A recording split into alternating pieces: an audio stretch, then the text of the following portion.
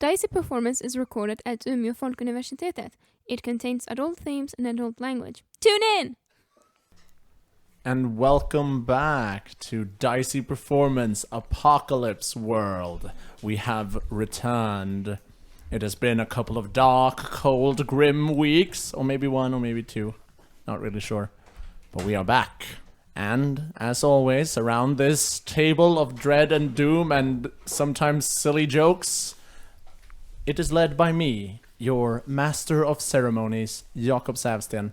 And with me, I have my happy gang consisting of Gabrielsson, Verona, Alexander Sten, Tialda Vries. Hey guys, Hello. welcome back. Thanks. It feels like it's been ages, honestly. Yeah.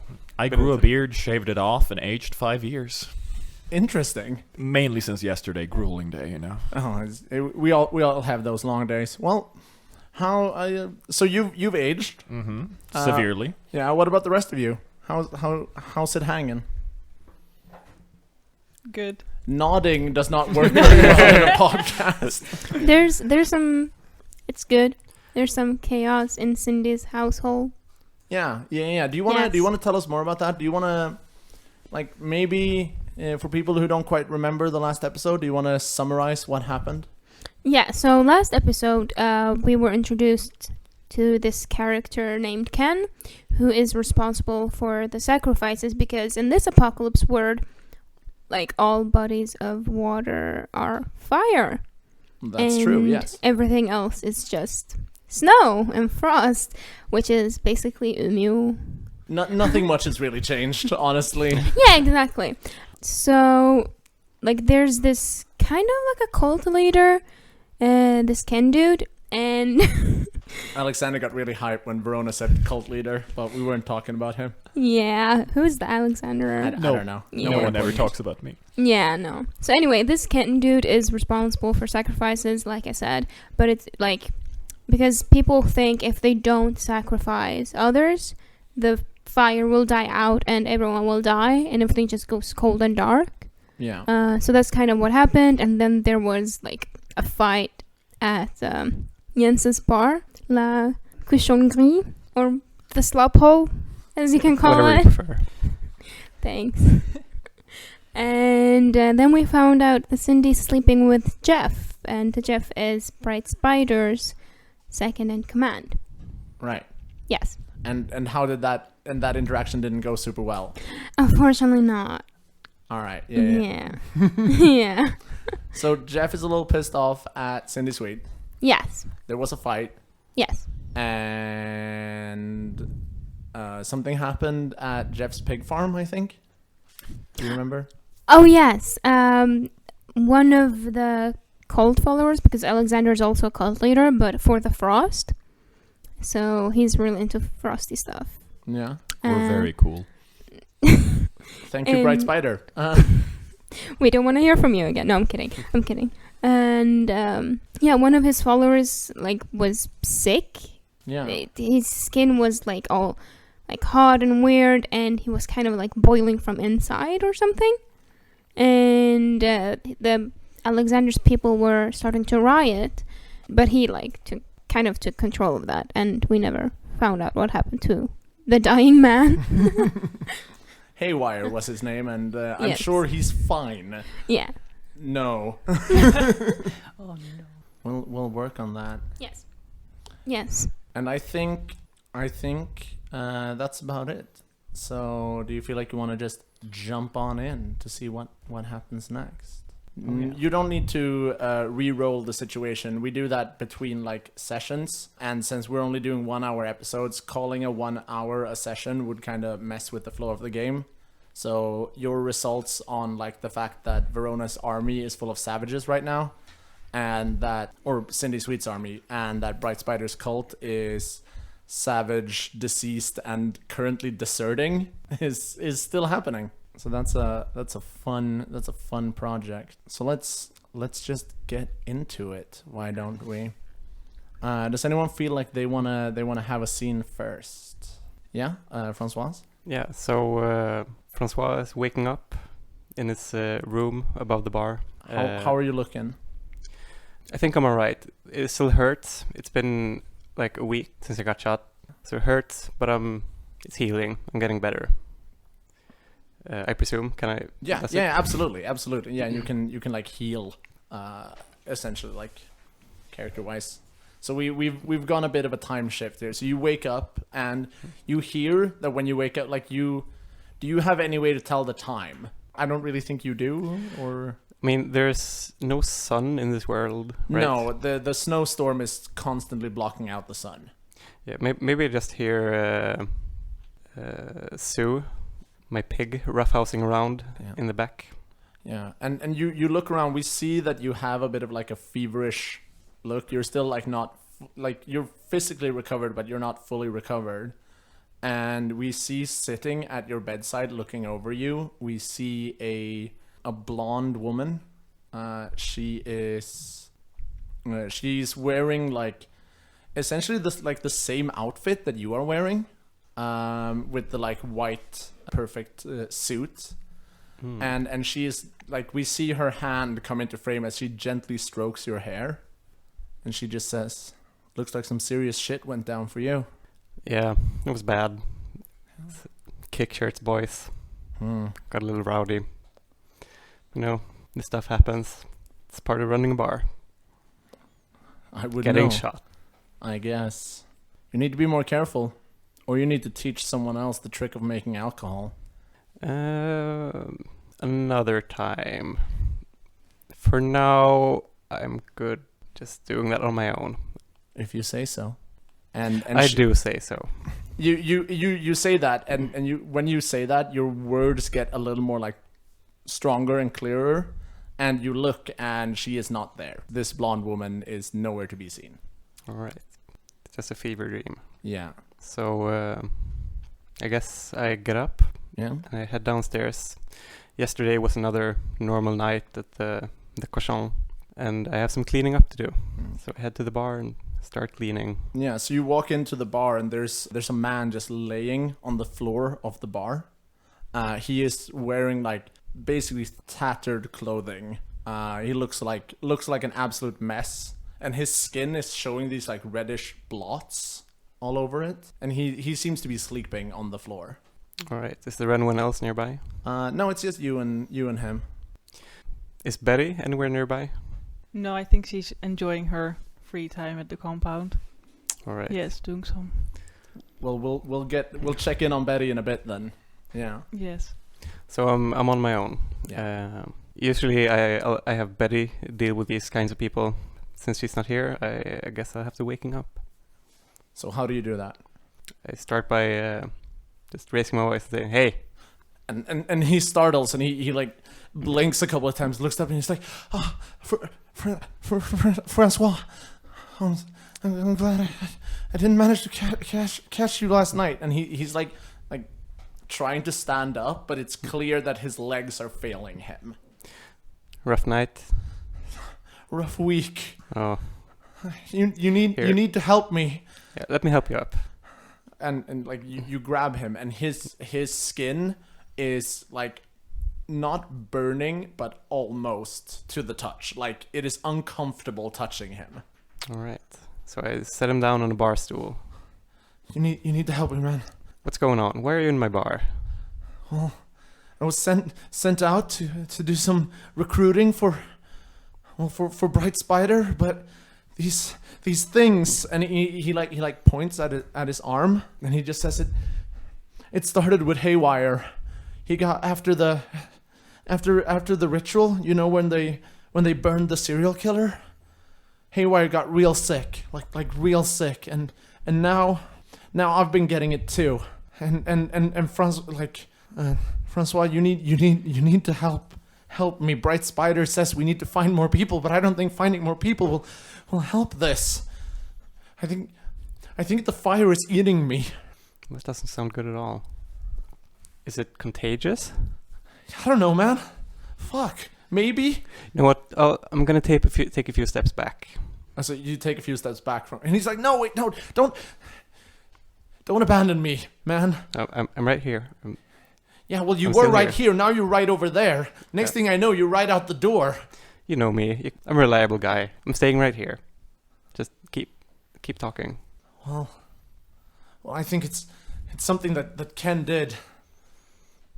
Something bad. I don't know, man. It burns, okay? And it wasn't supposed to burn. And when I signed up with Bright Spider, he told me that the future would be cold and glorious. And it's not cold.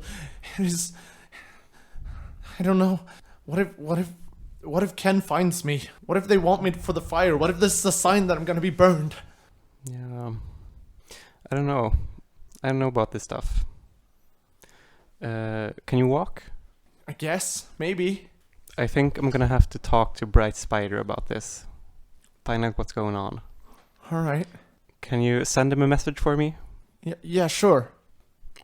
Tell him I want to meet him here at the bar. And since you are, I'm assuming you're using your like summon to the bar ability here. But since Bright Spider is a PC, he can just choose whether or not he shows up. Bright Spider has things planned, so I believe I show up relatively quickly once called. Entering into the bar with a bit of a calm demeanor. A little bird told me you wanted me here. Yeah, so last night one of your boys, or this morning, more accurately, he was talking about some sort of plague that's been going around with you and your guys. It is not a plague, and it is not necessarily isolated to me and my guys, as you'd put it. But there are issues, definitely, though more of a matter of spiritual corruption than a physical affliction. So, tell me what's going on. Well, it is difficult to say at first glance. I presume you saw one of the individuals, or has at least heard some manner of descriptions of it. And it is quite plain. They are burning on the inside. We need to stop that, and it is not quite as easy as throwing them out into the snow and waiting an hour. Though I will admit, that solves a lot of issues.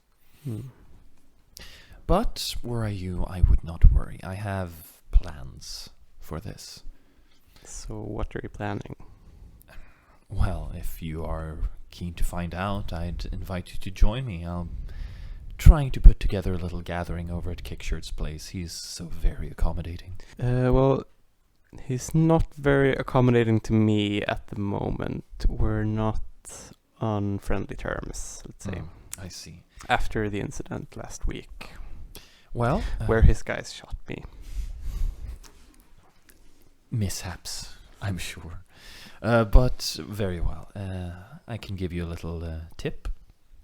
If everything goes well, I will be overlooking a gathering of potentially like-minded individuals and seeing if I can't reach out into the source of this spiritual corruption. One cannot solve the higher with the mundane, nor vice versa, though the second is admittedly easier. So I shall see if I can't fight, well, the abnormal with the abnormal. Well, I'm gonna let you do your thing. You are too kind. If all goes well, I'm sure I'll be back here for a celebratory drink, and I will tell you all about it.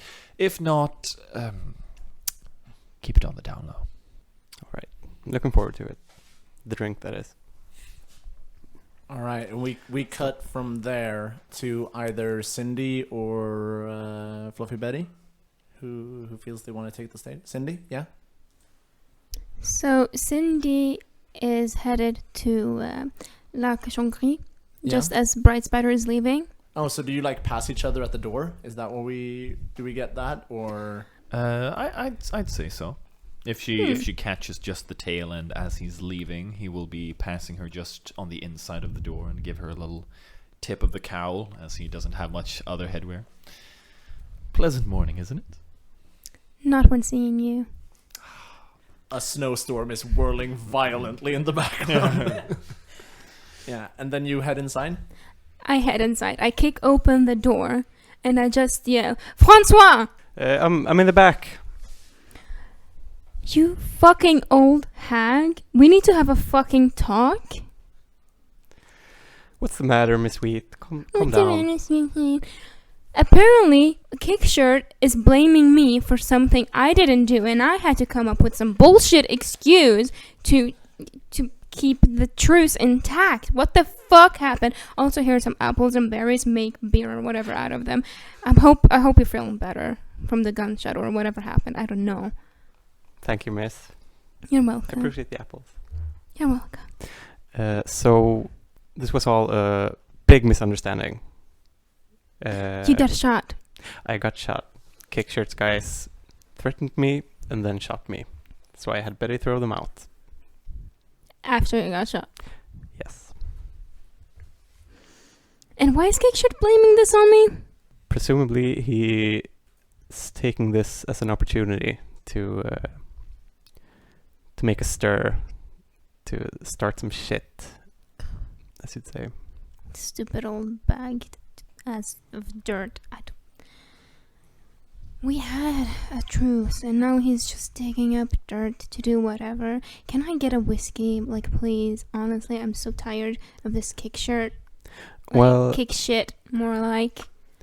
I don't have whiskey, and I don't really know what it is, Just give but me I do something have strong. Sue juice. So Is it strong? it's the strongest I have. Give me the fucking bottle. So I'm trying to deal with stuff here. It's a lot going on right now. With Kickshirt on my fucking ass, and there's some plague going on. Apparently, a bunch of people are dead in my compound. My army is rioting, and then there are just a fucking bunch of savages. You know, you'd think it was a good idea to have a bunch of savages for your army to protect you, but then they turn on you, and it's like, cool. Yeah. Cool, thanks. Take a seat. Yeah, thank you. Here's the juice. Just Thanks. tell me all about it. Thank you. You're such a good man. Like, I can always rely on you. Thank you. That really means a lot. So, you know the whole serial killer dude thingy? He killed people in my compound. Apparently, some of them were people of Bright Spider's cult. I can't even Really? talk right now. Do you see how upset I am? I can barely talk. Yeah, this is really getting to you. Yeah. How are you doing, Cindy? I don't know. I'm trying to keep everything under control, and I'm trying to find a way. But first I have to deal with Kickshirt or kick shit. Like, if he breaks the truce while my army is rioting against me because people in my compound got killed, I'm gonna have no one except maybe like Camo, because she's so fucking loyal and I absolutely love her. You need to have a talk to Camo. You need to tell her to behave. She's the worst customer I have, and she does whatever she wants to because she knows you protect her. Yeah, I know. You I'm need so to give her sorry. talking to. A loud snore breaks through from the other room. What the hell is that? I'm gonna go look what it is. So on one of the ripped up sofas in the main hall, that's not like the bar, a woman like half in undress is laying with like one leg over the back of the sofa and her head like outside of the sofa, and there has a bottle of what did you call your Sue juice. Sue juice? She has a bottle of Sue juice just in her hand. It's Camo, and she is snoring loudly. So I look at Cindy and just go, ugh. I'll take care of it. This Thanks. is what I'm talking about. Oh. I bet she messed with my tapes again. I'm gonna go look in the cassette player that I keep by the bar. Camo's special mixtape is put in the cassette table. God damn, fucking Camo.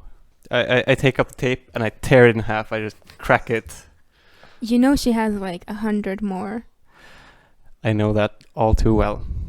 Mm. And then you toss it on a pile and there's already like 7 of them. I just pick up a bunch and I throw them all over Camo. Oh, what the? Hey. You get out of my bar. Yeah, all right, fine, whatever. We're closed. Good morning, Captain. My captain. Camo, we've talked about this. Also, we need to have a talk. All right. No. I'm not allowed in the bar. Go take François just kicked me out. Yeah, I'm kicking you out as well. Go take a shower. You smell. All right. Yes, sir. And eat Yes. some breakfast. You need to Yes, take care of yes, yourself. Yes, sir. Yeah? Yes. Yeah? Sorry, Bob. Yes. Yes. Sir. Good girl. Now go. She leaves. Get out of here. And then I put my the real tape back in the player. French classics. A soothing melody. I'm not going to try to imitate it. It's not going to go. Yeah. Thanks, François, for having this bar. It's honestly like my last getaway. Well, almost my second to last getaway. Yeah. Anytime is sweet. Yeah. So Thanks. anyway, what are you planning to do about Kickshirt? Are you just gonna let his shit stand? No. I'm thinking. Like, first I have to get my army under control, because if they're under my control, I can do something about Kickshirt. But if you have any ideas already, let me know. No ideas as of yet. Mm. I just want to know we need to do something about Kickshirt. You just Can we get Fluffy Better Jr. involved in this? She's amazing with a lot of stuff. well, it's not in her contract. Mm. She's just the bouncer. We could check. Yeah, but she's pretty cool. Like, I've known her for quite some time. She's dependable. She is. She's amazing. She's really nice. Kind of hot. So I think that's an excellent like transition to cut over to whatever. So the word "she's kinda hot" is the break point. So we cut over to Fluffy Betty Jr. What are you doing right now? Well, I'm looking for Chaplin to figure out what happened, what's up with the extra gun. Oh, right. Because I need to know what kind of gun it is and what to do with it. And seeing as he knows kind of a bit more than I do Yeah. about the techniques of it, I need to know those things. Yeah. So you're like, we see you with the like determined look on your face as you're walking through the corridors of the hospital. Yeah. Like looking for Yes. this man Chaplin, and you've been to his workshop. He wasn't there. You've been like to the place he like sleeps. He wasn't there, and now you're just like looking around, like ripping open doors, like. Yes, I'm relatively frustrated right now. Yeah. Yes. And you suddenly hear his voice come from one of the rooms like further down the hall, and you just hear him go like a little muff, like, "No, don't touch that. No, you can't use that. Let go." What- So I break into a sprint as Yeah. well as it goes, Yeah. and then I open the door Yeah. to So see what's happening. You like dash, glide, open the door, and you see Rolf Ball and two other soldiers of Cindy Sweet's army, and they are like, yes, Wasn't Rolf Ball the guy working at the bar? he works at the bar sometimes, yes, but he's also a soldier in Cindy Sweet's army. All right. But yes, it's the same guy, the like squirrely guy we saw taking over the bar in the last. And he's just standing, and he has like this submachine gun in his hands, and this shorter dude with like a little bit of a like rather like thick frizzly black hair is like trying to take the gun from him, and that you recognize that guy as Chaplin. And Chaplin goes like, "I know you want to start some shit, but you can't just take my gun." And then he looks over Rolf Ball's shoulder and sees you. Yes. And I'm very surprised at what's happening. Yeah, and Rolf Ball turns around and has like a big winning smile on his face, and he's like, "Hey, Betty! Well, hello. Surprised to see you here. Surprised to see you too. Look what I found." And Chaplin cuts in. He didn't find anything. He stole it from me. It's mine. And Rolf Ball is just like puts his hand down like over Chaplin's mouth, just like shush you. Okay, well then I would tell Rolf Ball that he shouldn't play with things that are too big for him. So just put the thing down and let Chaplin be, because if something happens to the gun, then Chaplin is the one to fix it. So you say that, and he just goes like, "Ooh, playing tough today, are we? But what if I have a counter proposition? What if I take this gun and we head down to the slums and we find some place to shoot up and find some cool loot. Let's not stir up any trouble that's not necessary at the moment.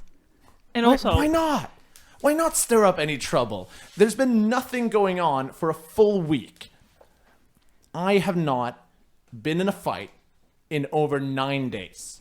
I know it's hard, but the thing is, you gotta know when to pick a fight.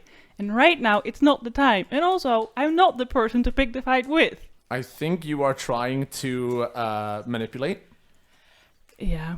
You're trying to fast talk him. So roll plus hot. So that's 6. All right. You have 0 in hot? No, -2, so that's 4. Well then. So he just looks at you and he says, you know what? Whatever. If you don't want to join a raid, I'll go on a raid myself. And he just hard shoulders you as he's trying to walk out the room. Okay. So I do not stand for that. Okay. Also, I don't want to be responsible for him putting up riots. Yeah. So I would take the gun. You just take it? Yeah. Roll go aggro. Oh no, yeah, you're going aggro on them. 7. 7. And that's plus hard, by the way. What's Yeah, your... that's 10. So that's 10. That's 10. That is a perfect result. Good. So how do you, what do you, like, he says this and then, like, walks past you, hard shoulder. So the moment he hard shoulders, I go for the gun. Okay, yeah. Because I know that if I have the gun, he's powerless. Yeah. Right? So I would go for that. And also, he's not holding it in a way like he knows what he's doing with it. No. So I'm relatively safe to just get it. Okay, so you just, like, swoop the gun out of his hand, and, like, he goes for the shoulder, and you are an immovable object. So he, like, bounces off of you a little bit. Yes. And, like, he looks at you, a little frightened. Appropriate. Do you say anything, or do you just, like, look at him, or, like, what?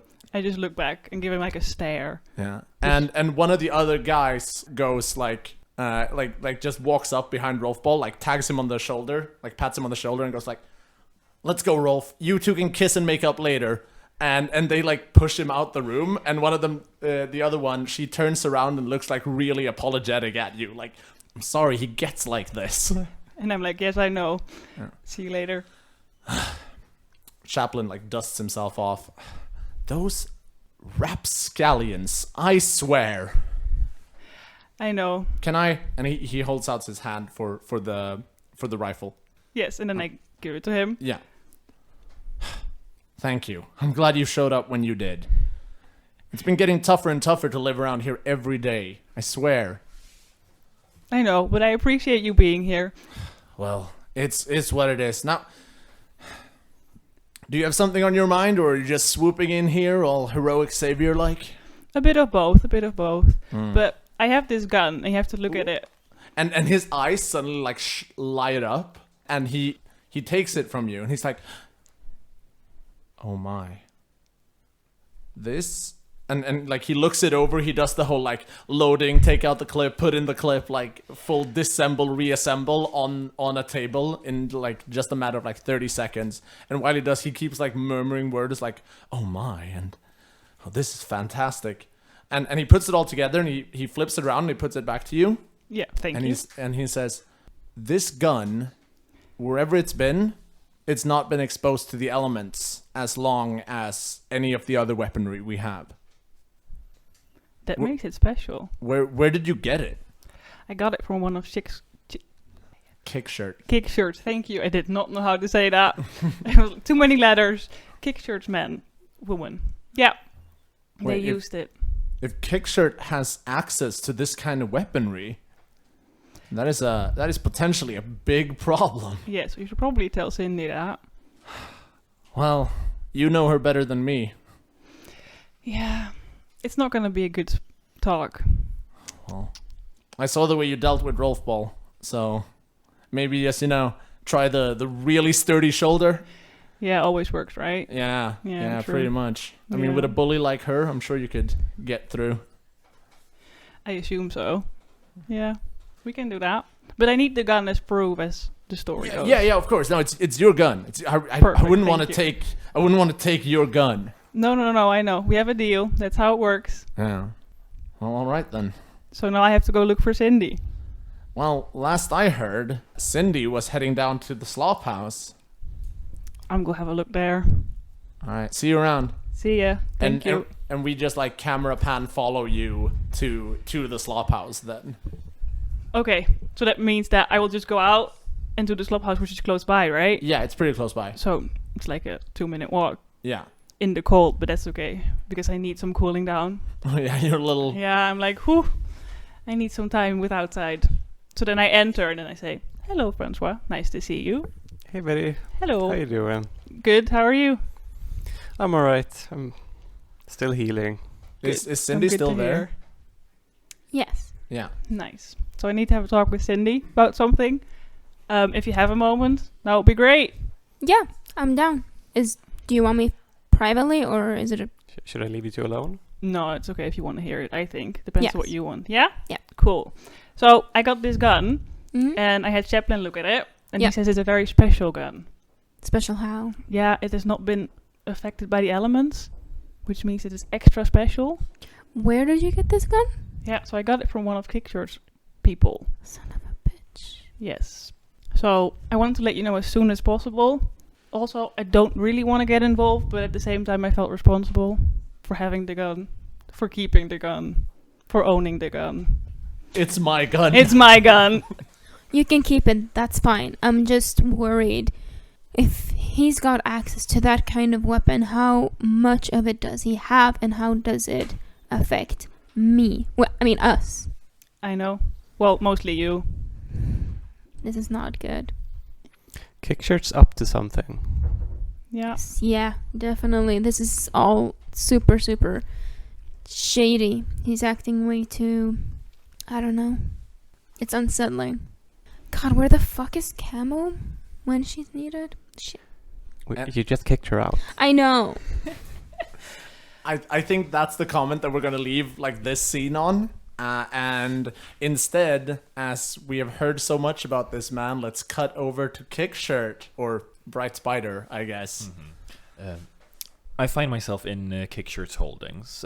We play poker weekly. We're relatively well acquainted with one another, so I come and go as I like.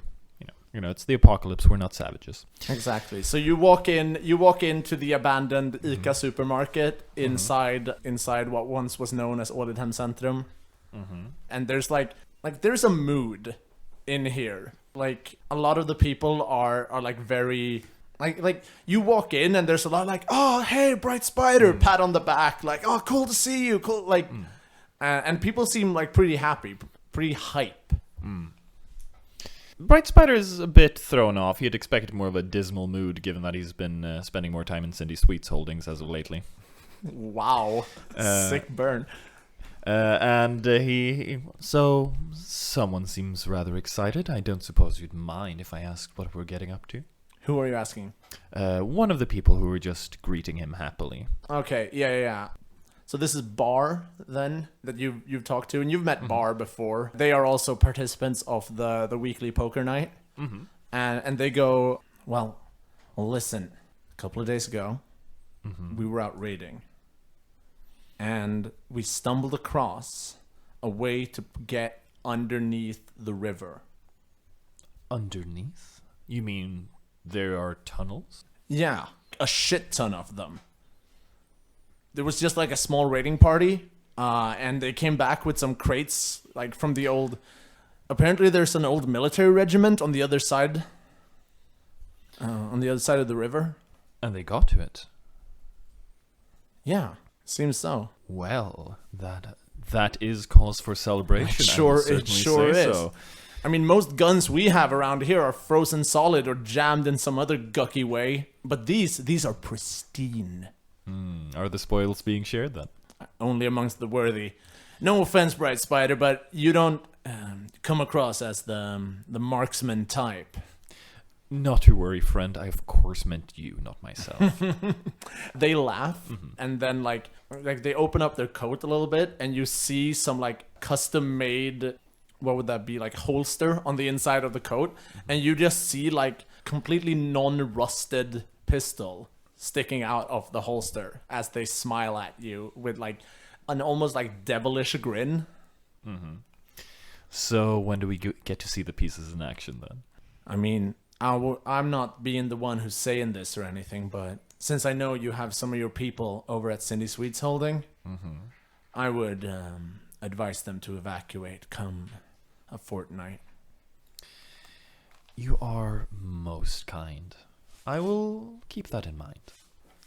And, do let me know if anything fun happens.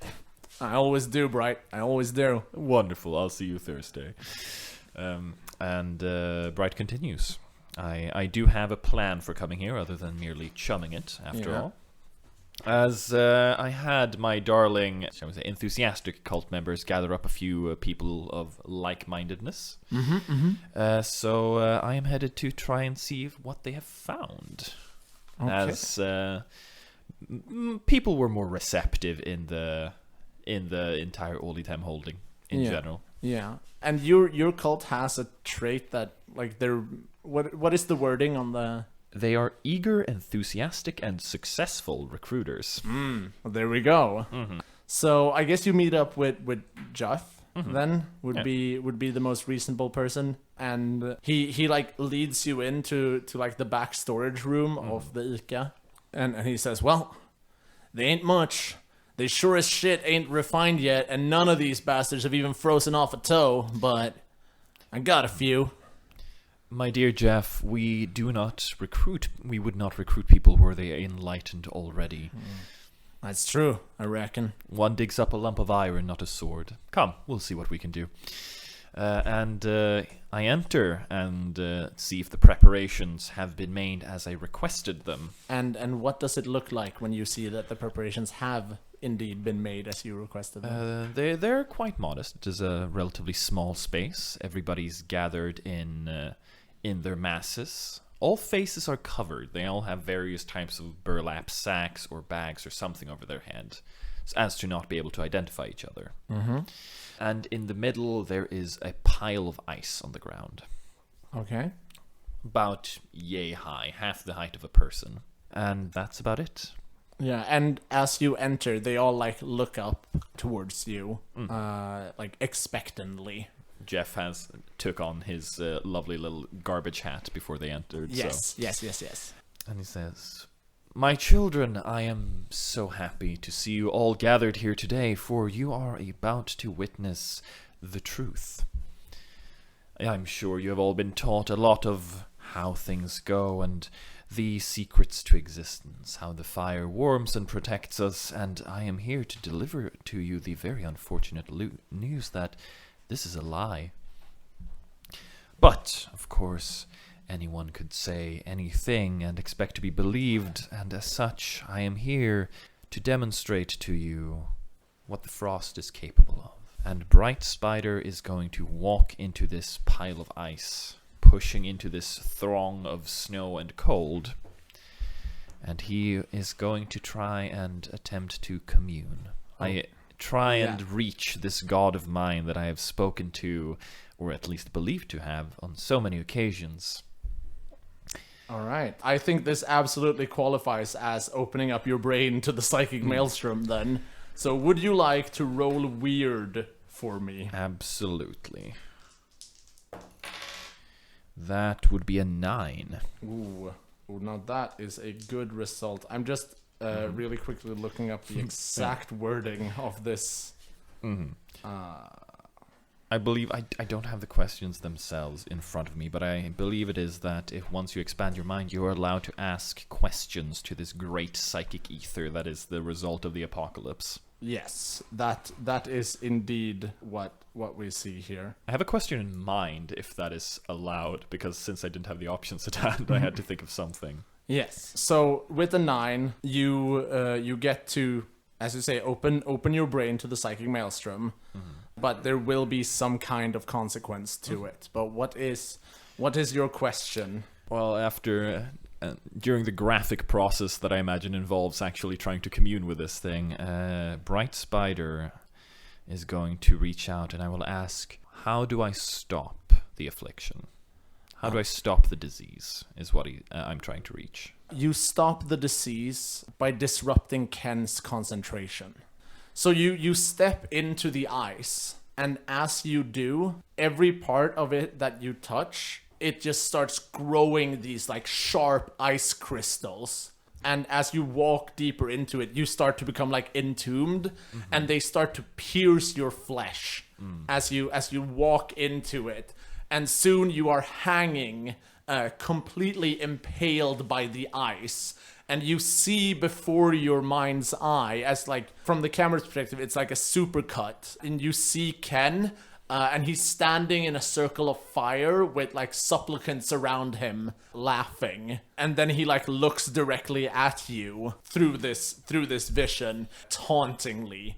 And you know that whatever it is that is hurting your people, it is something that he is actively doing.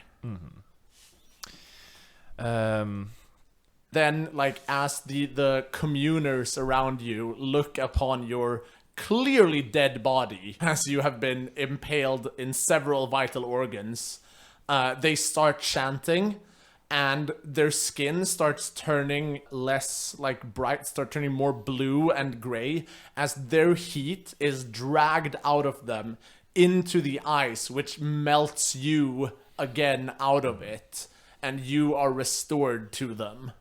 I'm going to take a few panting breaths. You collapse to the floor, yeah. It is an ordeal. But as I look up, the normally quite warm eyes of mine are just like aflame, metaphorically more so than physically, but they are lit up. After the spiritual invigoration of communing with the great divine. Yeah, and as you're laying on the ground panting, you realize that in your vision, Ken saw you. Like, whatever you did to reach out to the Psychic Maelstrom also told him that this has happened. With that, Bright Spider's going to get to his feet, supported by Jeff. Yeah, he rather violently chucks you up, and he's like, "There you go, Chief." And the other people start like cheering you as you are like regaining your footing. My children, I hope this suffices as an example of the truth. I bring you a new dawn and rebirth. All you need to do is follow. I will leave you to ponder these questions. But fear not, I am sure we will meet again. And then Bright Spider, trying to keep as brave as a facade as you can after being impaled multiple times, is going to hobble on out of the storage room. So we see you like exit the front of Kickshirt's compound, and then like the moment you're out of sight, you just collapse into the snow. I just remembered why I don't do this very often. Jeff? Yeah, boss? Is it unworthy of me to ask you to carry me back? It wasn't unworthy the first 10 times, it won't be unworthy this time. Yeah, there you go. Up and at him.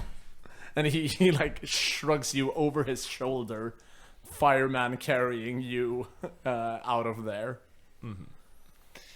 I imagine I'm heading back to the slop hole for the previously mentioned celebratory drinks. Oh yeah. So I assume some time has passed. Like, who's at the slop hole when Bright Spider arrives? Well, Mr. Slops himself, for one. Yeah. Is out back feeding Sue. I think we should explain to the audience, the reason it's called the slop hole is because François' full name is François Slops. That's his name. We never explained that.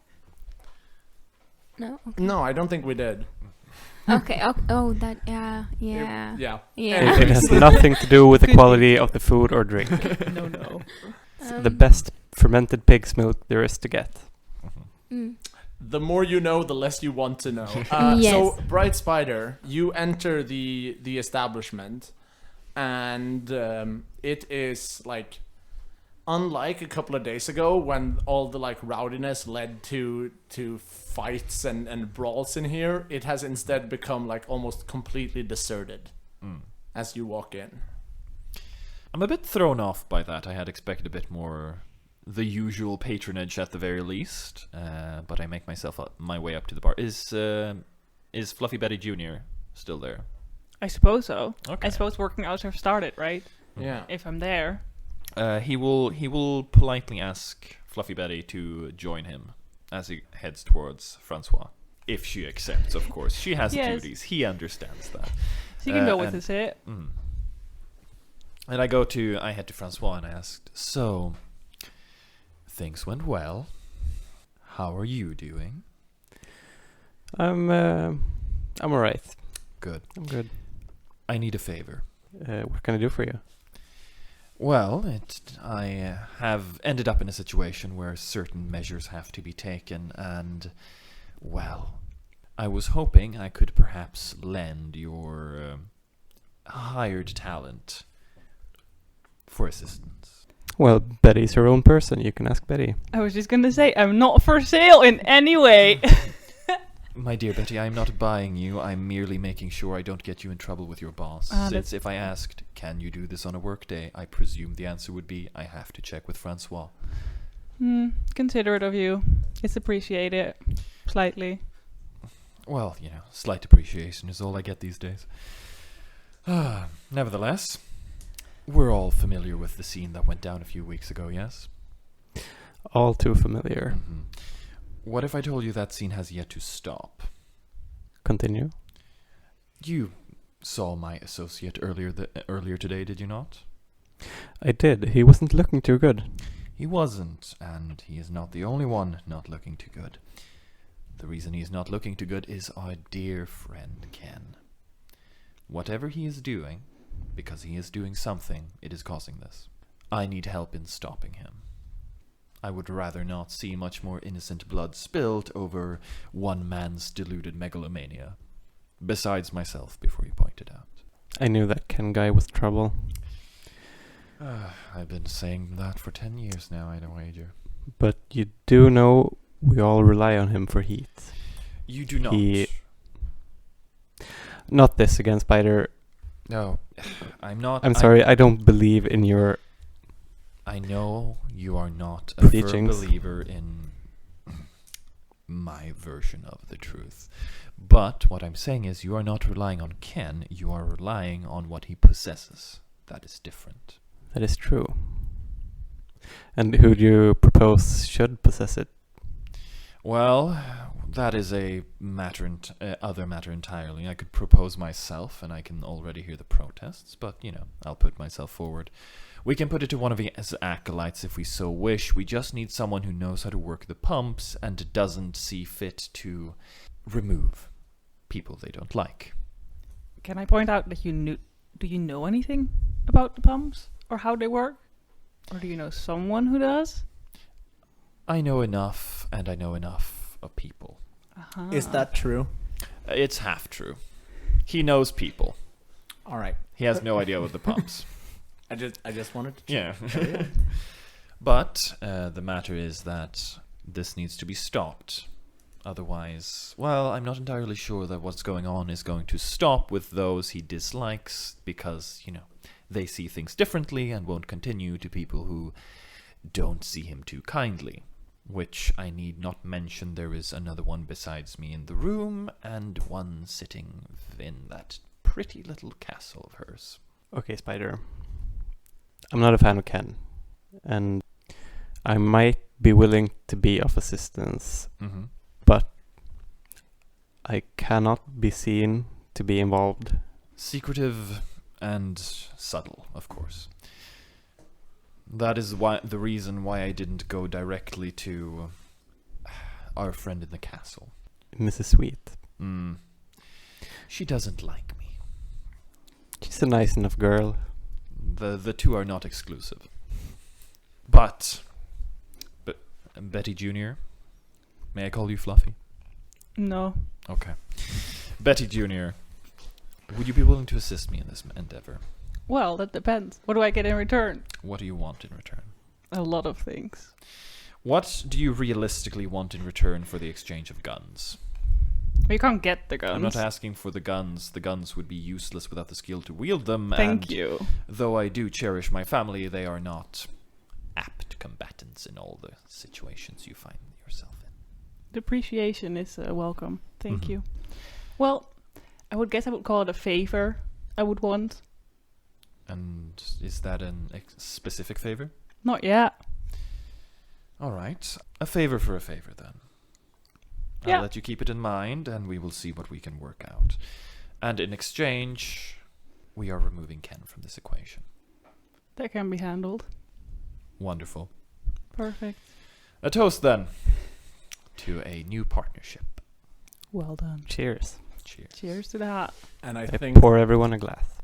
And I think that's the final scene of this episode, as a plan to murder, displace, murder Ken is brought into action. All right. So that would mean that we reach the end of this session then.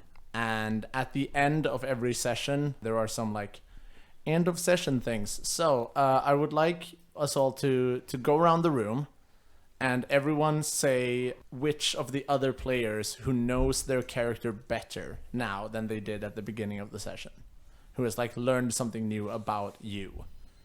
So if we start with François, who has learned something new? Who do you feel knows François better now than before? Well, I've been dealing a lot with Spider, and he now knows something against Ken. Anyone I else who knows you suppose. better? No, I don't think so. All right, then Bright Spider, you increase your hex with François by 1. I mean, I guess Betty Fix. also knows that I'm willing to displace Ken. That's true. True. Yeah. Mm-hmm. So Betty, you can also increase your edge checks with François by 1. And then we're going to Cindy Sweet. Do you feel like any of the PCs know you better now than they did before? I'm gonna go with no. I think that's fair. I think you've been a little bit like on the outside Yeah. in this. We'll have to work on your people skills. Yes. All right, fair enough. Bright Spider, who knows Bright Spider better? Both Boyardee and not Cindy Sweets, Fluffy Betty Jr., I'd say. Because Fluffy Betty Jr., not a whole lot of interactions there. Now in on a potential assassination attempt. I'd say that brings Fair. them closer. It's fair. So you can increase your hex with Bright Spider. Same thing with Boyardee. We are now more or less plotting to take over, maybe? It's funny to me that like basically Cindy Sweets has a plot with François and Fluffy Betty to fight Kickshirt, and you have a plan with François and Fluffy Betty to fight Ken. The only thing that needs to be done is to bring that together, and then we're just waging war on the world. I mean, pretty much. 4 against all. Yay! Who do you feel knows Fluffy Betty Jr. better? Oh, that's tricky. Oh. Well, I'm gonna say definitely Bright Spider, in the sense that I want something. Yeah. Yeah. You're interested in exchanging favors. Yes, true. And then François maybe for my lack of action in the shooting. Oh yeah, the whole Yeah. my boss just got shot and I'm not just gonna open fire on the person who did it. Because I have, I don't know. Yeah, that. All right, fair do. And with that, we wrap up today's session. So join us next time as we see these. We have 2 pretty big plots in action right now. And what the hey is Kickshirt really up to? I guess you'll have to tune in next time to find out. Until then, I have been your master of ceremonies, Jakob Säfsten. And with me, I've had Jens Gabrielsson. Verona, Krit. Alexander Sten? Tialda Vries. Thank you so much for listening. Goodbye. Bye. Bye.